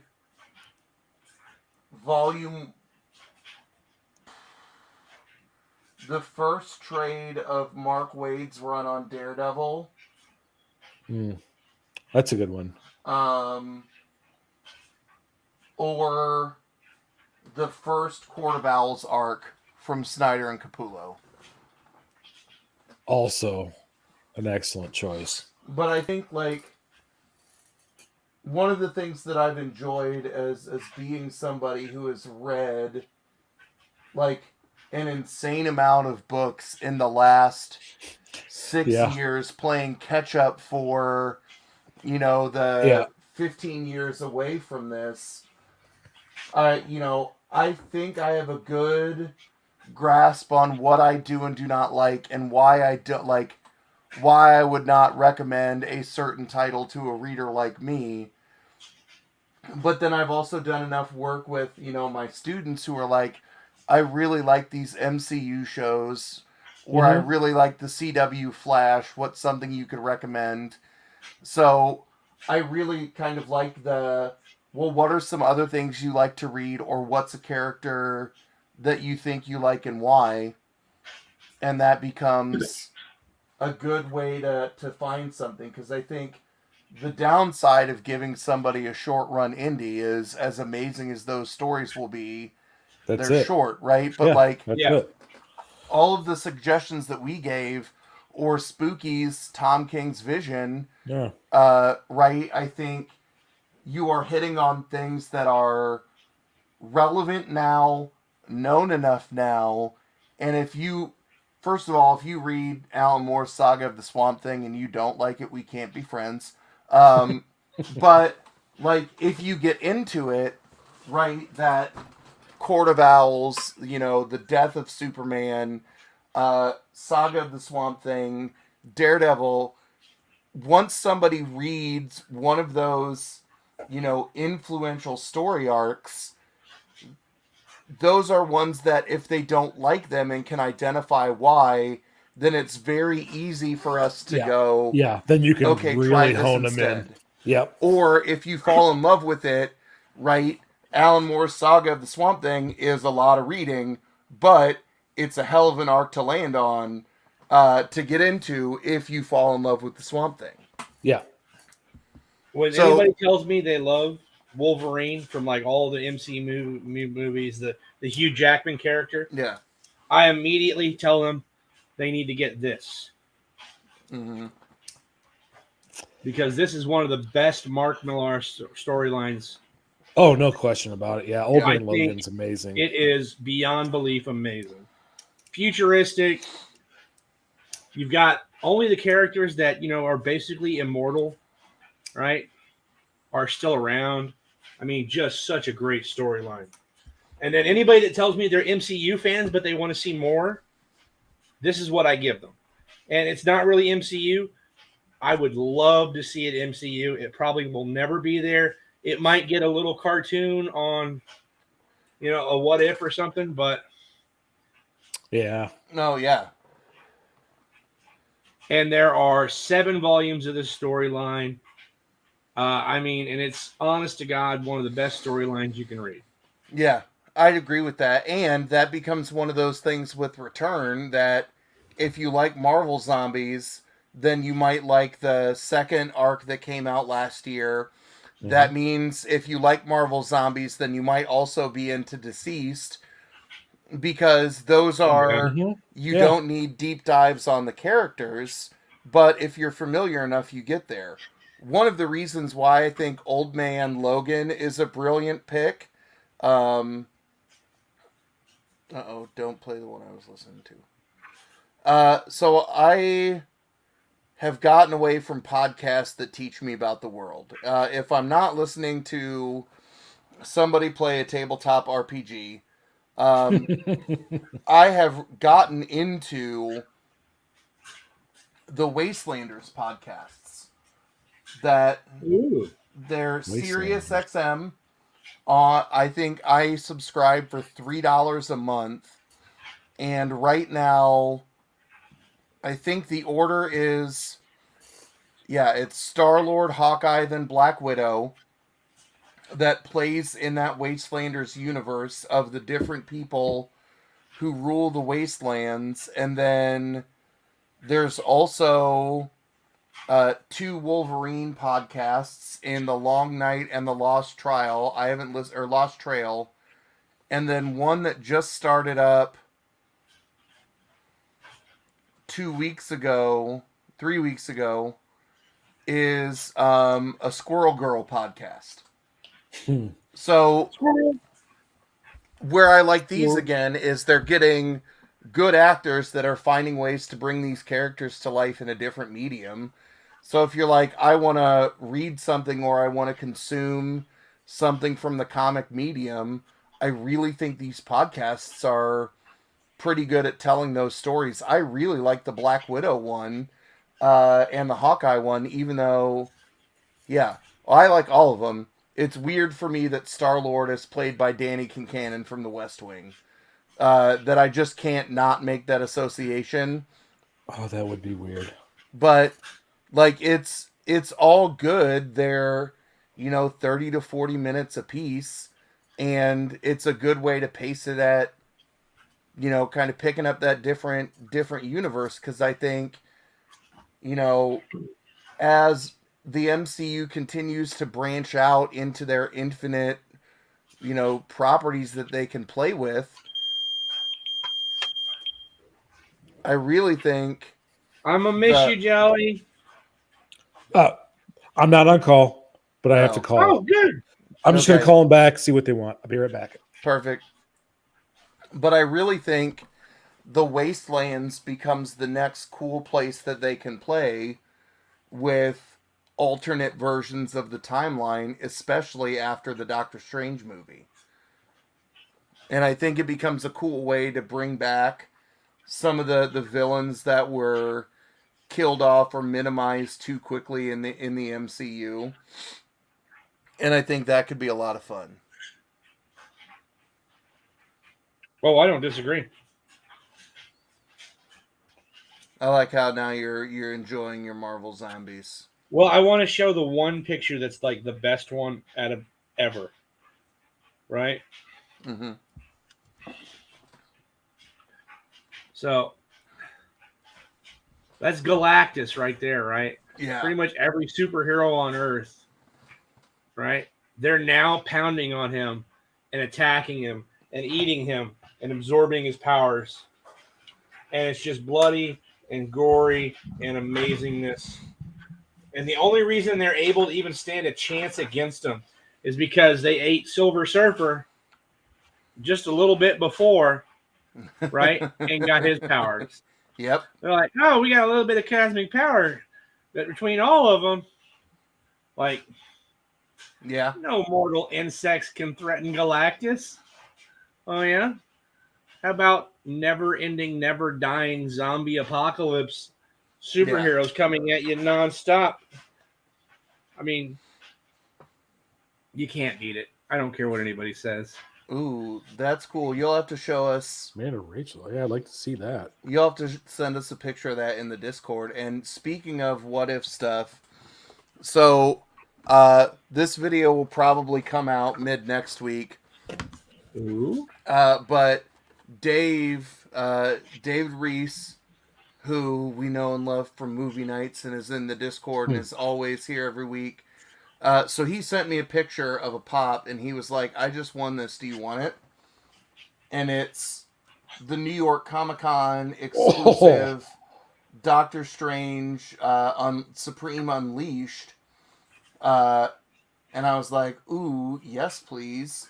And then, like I said at the beginning of this, I had a moment where he put half dozen other things in that box that just blew me away. But like, I think these MCU shows, more so than the movies, are going to keep generating people to come back to comics, right? That Wholeheartedly. as I've been listening Or even to, bring them into it the first time.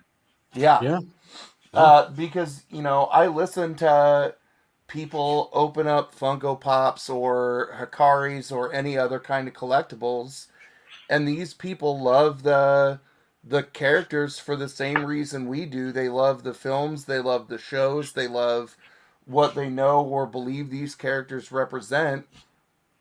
So the first time somebody looks at me and they're like, I think I want to read a Black Panther comic, or hey, I really liked the G.I. Joe when I was a kid, or like when I did my first, like, the deal that I made with Last Ketchum was, you send me $45 and I will fill a media mailer to the top with comics and trades. It was fun doing that because I sent her some Batman from the late 80s, early 90s. Mhm. Nice. I sent her some of the the Scoot books that she can read with her kids.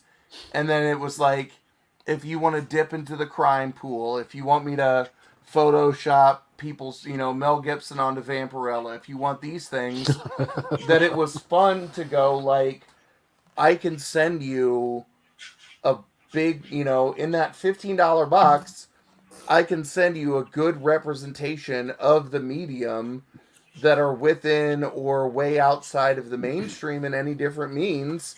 Uh, because if it gets more people talking about comics, it gets more people reading comics, then we'll all stop reading the fucking clickbait article of "Are comics dying?" Yeah. I don't ever read that. I mean, I do because I want to see what this asshole of the week is saying, and so It's I the can same just thing read every it time, and roll though. my eyes. Yeah, but the thing is, though, is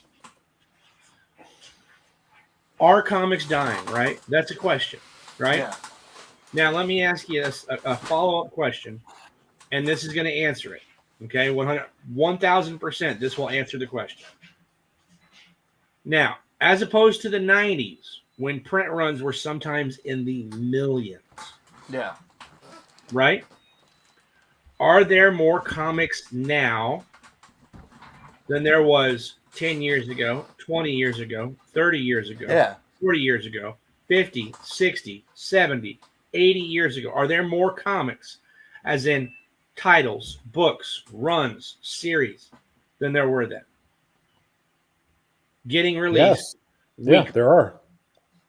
Yeah. But, I mean, Be you've dying got if it's continuously several. Yeah. I'd say you've got probably I'd say 10 publishers, big publishers that publish books monthly Mm-hmm. monthly that to we weekly. all have Absolutely. access to. Yeah, that we all have access to. That all have at least probably 10 titles going at the same time. So, I mean, Yeah. yeah, the big two are still there, obviously, or big three, I guess you could say it now. But I mean, yeah, we're getting more content as comic book fans than we have ever gotten. Absolutely. How do you forget the absolute explosion of self-published and creator-owned works? Yeah. That when shit hit the fan during COVID, and we were all like, "But how am I gonna read my funny books now?" And then blam, direct to consumer. Yeah. So I said I was gonna do this earlier, and then saw it sitting there. So here's the package that I just opened from Hainer. It's a book that surprised me at how good it was. So we got Hulk Grand Design, the Wolverine cover Wow, how did he already get that signed?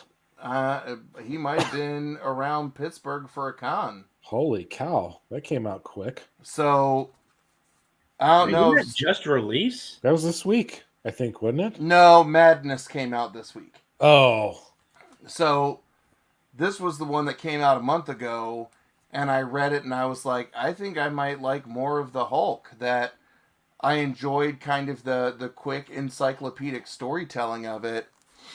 But to see it signed by Jim Rugg, I don't know if Steve's still in here because I was like, I'll open this an hour ago. But Steve, you cheeky bastard, he sent me something from my hunt list last year. He sent me the first Spider Bitch this year to go to our back to the Old Man Logan in the Wasteland. But to get this signed by Jim Rugg, yeah, I'm a well, that's got to go Press- to CBCS. presser and send her to CBCS. Yeah. That's real cool. I have one show off too. I have to. It made my night, my week. It made a lot, actually. Look at that. There it is. Okay. So I've had this book for a good long while, but I've been waiting and waiting and waiting for pretty much, top 5 comic artists. I own more of this guy's stuff than I own anybody else's, period. Scotty Young. Of course. But, so I was supposed to go to Planet Comic Con there in Kansas City. Yep. And I had to have surgery on my feet, and I wasn't able to. So my buddy took it and took it with him. And I now have signed by Stan you Lee got it double signed. and Scotty Young. Nice. And I have COAs for both. Nice. I That's know, awesome. right? It's a crap Stan Lee signature, but I don't care. Yeah. Well, at least you can verify it was at the end because it got pretty bad at the end. Yeah, it got crunched. Yeah, he did. That's But- awesome. That was like, Yeah. I was like a little schoolgirl when he dropped it off. That's pretty awesome. I can't lie. The next Scotty Young book that I've got my eye on, since I got the What If Venom possessed Deadpool. Did you get that? Yeah. Ooh.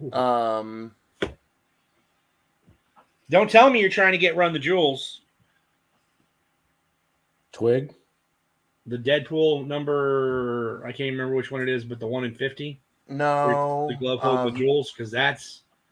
I want to say it's like Venom 150. It's the Scotty Young cover of him licking the popsicle, the green cover Oh, yeah. that I saw Forgot the about other that day. one. My shop has one of those for like $30, and I might pull the trigger on that. I might also buy the other What If he has Here. and send them both to get graded once I get turned right side up financially and finally pay Jelly for my box of comics that you DM me about the other night. You mean this one? Yeah. Did I get the number right? Yeah. 150, sir.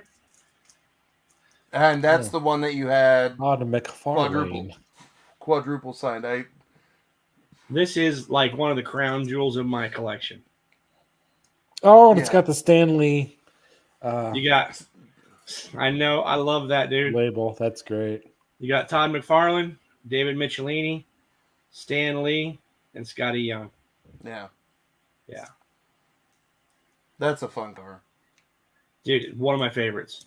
Hands down. Speaking of Stan Lee, is there any CBCS update? Okay, so...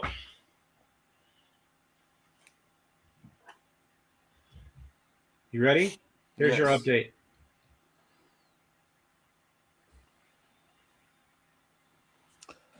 I'll be right back.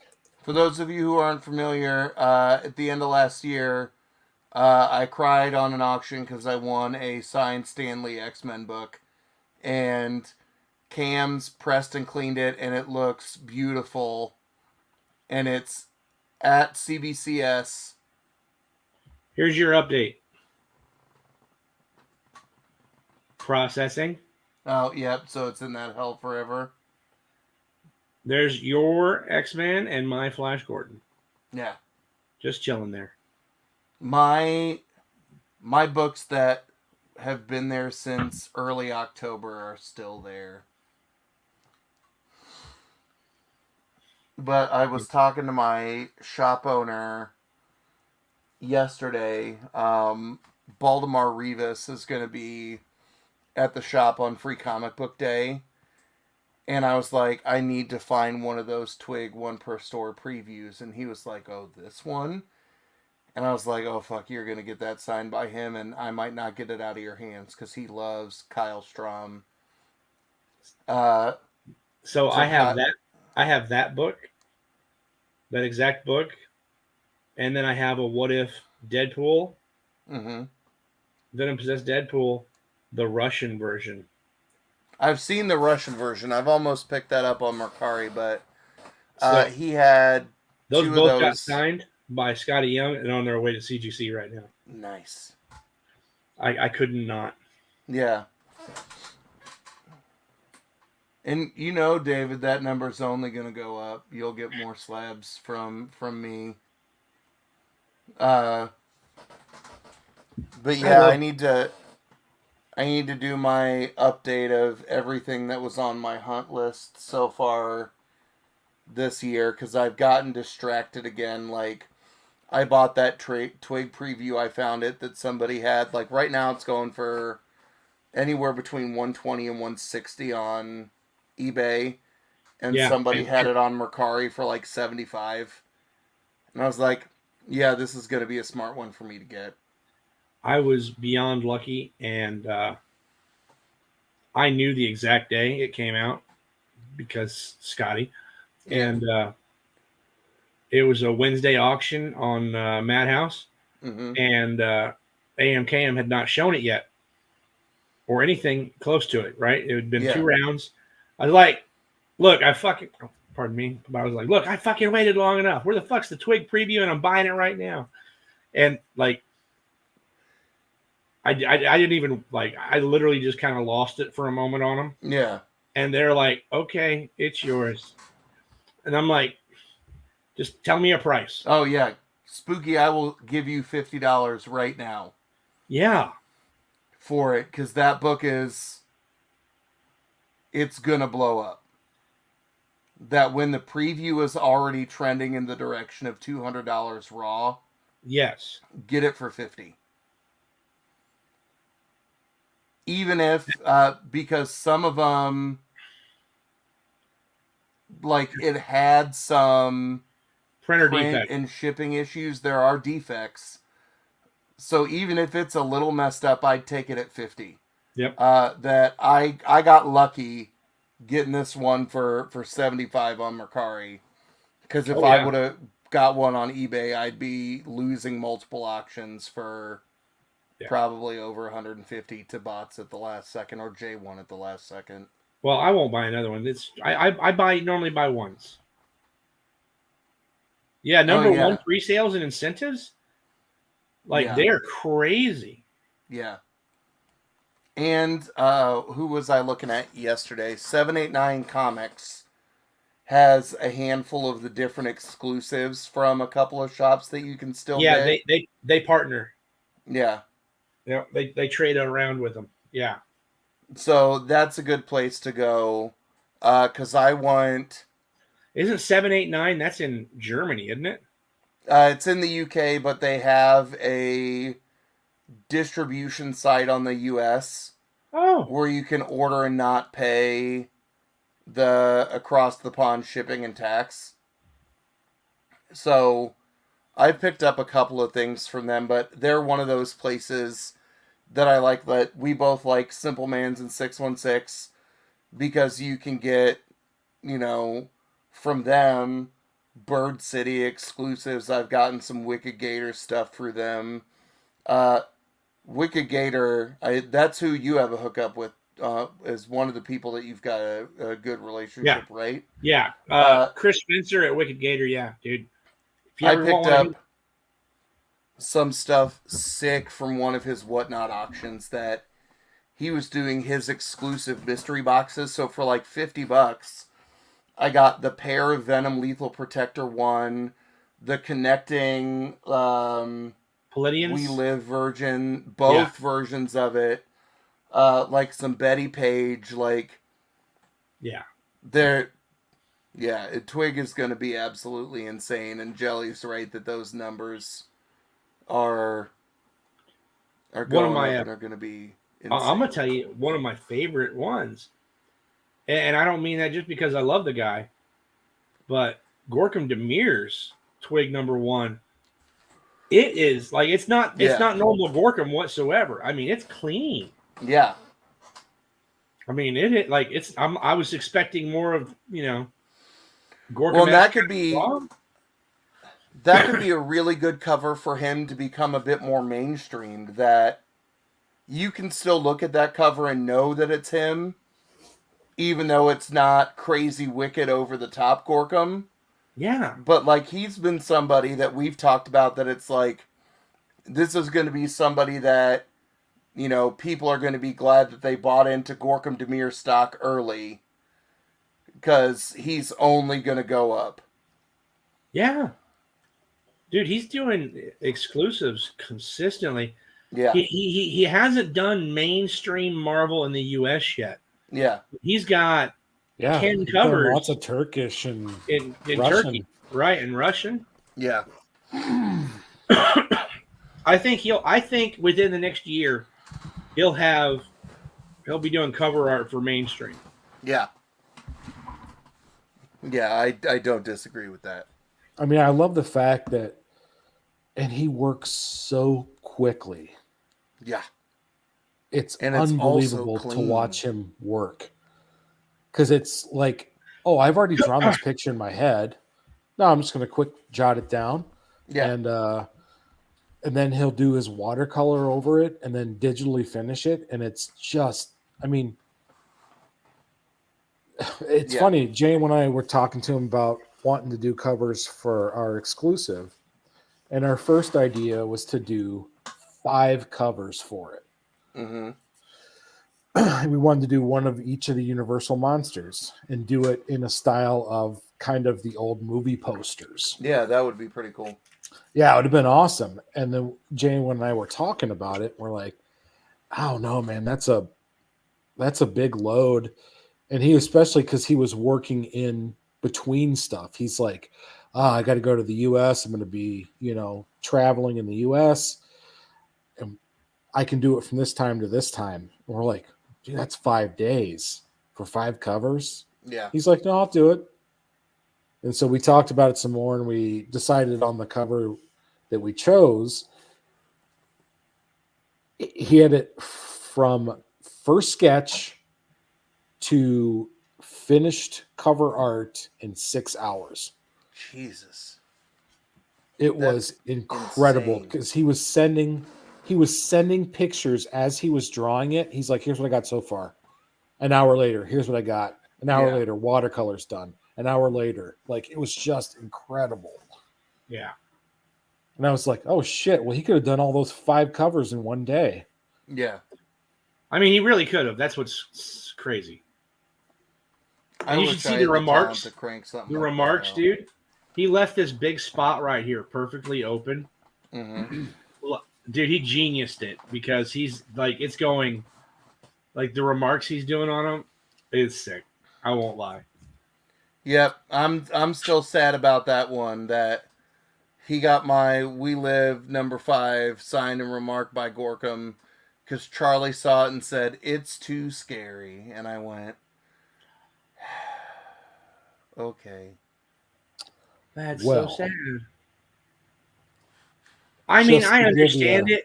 Cam's made me get rid of my giant penis comic, so. Oh, you didn't sell me Scotty Young's Big Black Cock? Sex Criminals. The Sex Criminals #25, the Scotty Young variant. The only other guy that I know that loves Scotty just as much as I do, honestly, is Lucian Serwin. Yeah. And when I told him, like, we talked quite a bit, and I told him, I was like, yeah, she wants me to get rid of it. He's like, I don't care what you want, just send me a price. I mean, Pookie, you made the right move on that. oh yeah, 100%. And if you want to send it to me, I can get it signed for you by Kyle, because he'll be at my LCS on Free Comic Book Day next week. Ooh, That's nice, awesome. Yeah, we have where I gotta see if I can find it, but So, should you like another copy of We Live 5 signed? Gorkam's going to be Just at go ahead and say it. It's AMKM okay. Comics in July. I might have to make that happen, and then I'll hide it from Charlie. Goddamn 3-year-old ruining my collection. He doesn't know what's scary at this point. I mean, everything's scary. A hot fart is scary to him. A hot fart is So- scary to me. Well, no, that's circle of life. That's comes because you back. know better. Yeah. So, J1 and I will be going out there to hang out Nice. with Gorkum. So We're gonna get him trashed. we've already decided. We talked to him. Yeah, we're getting them lit up. Nice. So, should you have time in July? I might have to look at my calendar. You might have to send me dates. Because he's doing in-house signing for them. Yeah, 2 days. 2 days of 2 in-house days. signing. Yeah. Yeah, And you he'll might have a CGC facilitator there. So Yeah. There will be a CGC facilitator. Yeah, you'll have to send me those dates. I may have to make it work. you'll have to Unless sleep it's with on top of J1. my conference at the end of the month. I mean, I'll be his little spoon. Yeah. Yeah, we can take turns. Okay. Poser tag team. We can push Dreams do come true. if we push our 2 beds together, Jelly. We could put Poser in the middle. Speaking of dreams do come true, I need to look at the draft. You're gonna really need to grow out your beard though, Jelly, because if you're gonna go with the 2 of us, you're gonna have to. That's true. Yeah. I regret shaving it now. I need to see what the Chiefs did. Have they still not picked yet? I don't No. know where the Bears don't have a pick until 7 or round 2, which I don't think they're at.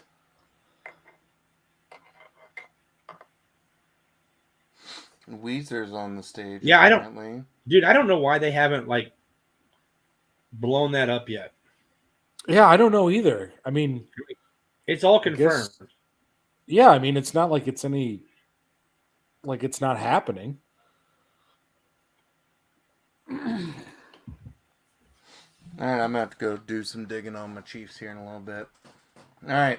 Anything else we want to talk about? We've hit that 2-hour mark where we start going. No, I "Ooh, mean, shiny." I think we've The only thing I Just- wanted to talk about it- was this, and we didn't get to.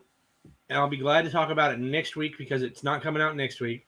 Boom. Because this issue, Oh yeah, we've been saving that one for you. there's Yeah. a good amount to talk about. Okay. You know what I mean? Yeah, actually, okay. This is yeah. probably going to be about a 20-minute talk. And that'll I let did me not- reread it. I will also reread it, but the first time I went through it, I did not like it. Well, I shouldn't say I didn't not like it. It was a fluff issue, I thought. Really? Yeah, I did. I thought it There was is fluff. so much good knowledge in this one that I'll have to go back and reread it. I'll give it another chance, but the first time through, I was kind of like, I didn't This preview makes me want to read it, though. By the way. Oh yeah, Jurassic League. Yeah. I saw that and I'm like, that sounds so stupidly cool. I have to read it. It does sound pretty cool. Yeah. We'll see if we love or hate that as much as we do Monkey Prince, if it turns into a random Batman story. Monkey Prince 1 was great. Everything else sucked. Yeah. So you did like Monkey Prince 1. 1. Okay. Like, I love Monkey Prince. But like, I know the story of him, the history of him. I'm a huge anime and manga guy, just as much as comics. So I know all about the Monkey Prince. And you're like, that aside, so issue 1. Do you remember the preview the Zero that came out probably 3-4 months ago? Did you read that? No, I didn't read the preview. So the preview to me was better than number 1.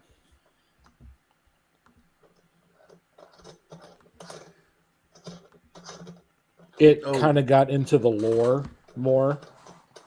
So, do you want the ASM Clayton Crane homage to 300?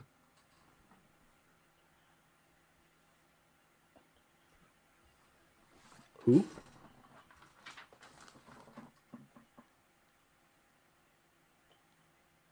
Is that number 1?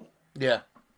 Oh, I didn't see that one. Everywhere does that say $26? Yeah. Oh, it's not bad. Yeah, everywhere else it's sold out. There are 4 left. Buy 3. Well, I'll buy all 4 of them then. Yeah, buy 4. I'll take one for 26. Yeah, I'll definitely take that. That's a no-brainer. Done. Do you know what I'm going to do after this? I'm going to read Cover of Darkness 2, 3, and 4. Yeah, I think I still need to read number 1 because I'm a bad friend. Oh, it's so good too. I've got it. Yeah. I need to read it. Monkey Meat, I like. Monkey Meat has been a fun read. I have not read Monkey Meat yet. I have it. Haven't read Yeah, it. I have it as well. And I should have read it when it came out just because of the sheer amount of exclusive covers that came out for it. Yeah. Any indie that's got a cool looking cover that seems like it has any kind of interest to me whatsoever, I buy number 1 no matter what. It's good. Absurd. That's why I have almost short boxes and short boxes of 1s. Yeah, I can almost say that I buy every single number 1. There are some that I'm like, yeah, no. There are some that I'll pass on. Like a lot of sci-fi, like space stories, I'll kind of pass on. Mm-hmm. But even if it's an Image number 1, I'll buy it. Yeah.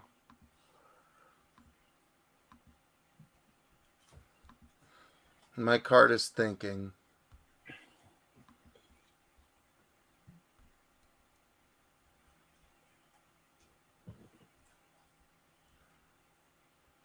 Oh yeah, Dave. Yeah, we're up to issue 4 was last week, I believe. Yeah. For Cover of Darkness. Yeah, they went bam, bam, bam pretty quick. So originally 1 was supposed to release in February, and they held it until March. So the second issue came out in March also. Yeah. And then beginning of April, and then end of April. Then last week. Bag secured. Noise. Beauty. But this one was from their international shop. Happens. So I got to eat the international shipping, but... Hey, you want another one to look at maybe in there? I will not complain. Look at the Venom 1 by Stan Sakai. It's the only place in the world you can buy it for a reasonable price. Everywhere else in the world wants like $75 plus for the set. Oh, shit. And they've got it for $30? Yeah. Oh, snap. Love I'm you. going to have to do that in the morning. Yeah. That's awesome. You might have to snag me one of those. I see your the amount owed for the books I've got here going down. Yeah.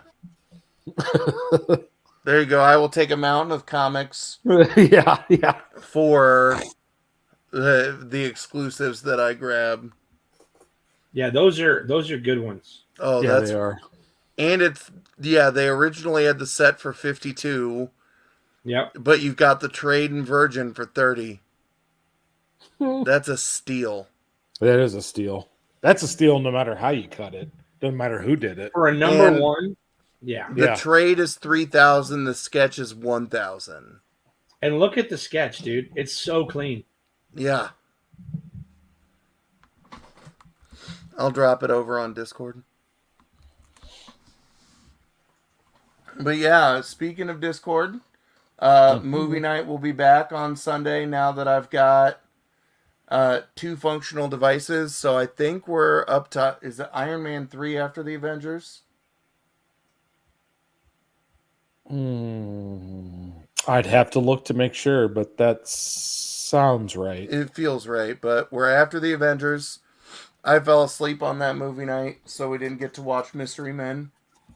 But oh, that's a great movie. That's my fault. But yeah, movie night will be back. I'll start streaming wrestling again now that I don't have tournaments on Friday nights. But yeah. So next week we'll do what we did this week. We'll pick a couple 3 books that came out next week. We'll pick a couple 3 books playing catch up from the month of April. And then we'll find some other fun shit to do. But it was. Do we want to ask people to comment on the video?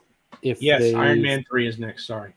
Okay. If they've got an idea what they would like the book of the week to be. Oh, hell week. yeah. Maybe get a little input from the community, like yeah. something that we can all talk about. Everybody can get their, the chat can talk about. We can all do it together. Yeah, and I'll put that out on Discord too. Yeah, you can do like a vote or something.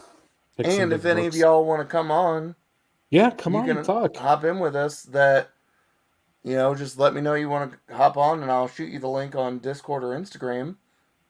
But yeah, I think I'm gonna go pass out. Ryan, I will reach out to you about what kind of things you may be interested in.